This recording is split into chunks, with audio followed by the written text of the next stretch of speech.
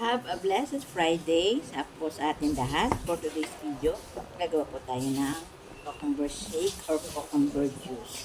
So, ayan po. Ito pong malaking isang cucumber na to. Flex ko na rin po kung magkano.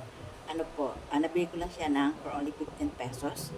Then po, yung normally pang nilalagay ng sa mga restaurant, nilalagay nila sabi nila lemon, pero mahal po kasi ang lemon, kaya ang bibili ko lang po ay kalamansi. Sila lang po natin ilalagay ilalagay ito sa ating gagawin na cucumber shake.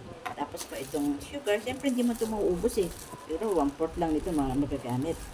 So ito lang for only 22 pesos.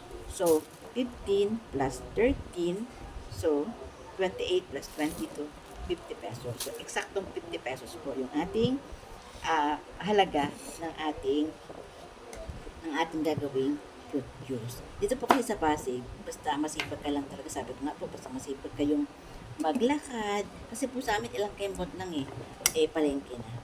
Pag po doon sa mabibilis lumakad, galing po dito sa amin sa Billy Alfonso, ano lang po, yung akuhan nila ng 5 minutes to 6 minutes. Ako po kasi maliit yung hakbang ko.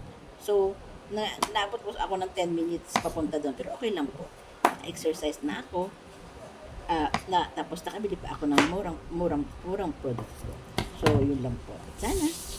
At isipin po natin, kasi po doon sa maliit na halaga na 50 pesos, mapapainom po natin ang buong pamilya natin pag ating nagawang fruit shake. So, yun lang po, and have a blessed day everyone. God bless. Ito na po ang ating cucumber. Lagyan na po natin sa ating blender. Then po yung sugar. Lang po ang sugar. Konti lang po ang sugar. Tapos, ito na po yung ating calamansi. Sama-samahan nyo lang po natin. Ayan. Siyempre po, may ice, cube ice. Then, lagyan po natin ng konti muna ng tubig. Para lang po siya mahalo. Tapos po, i-blend po natin.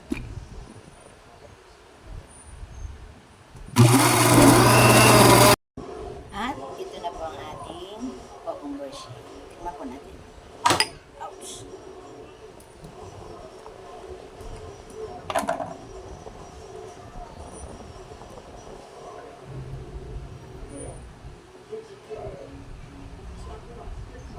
Ang sarap.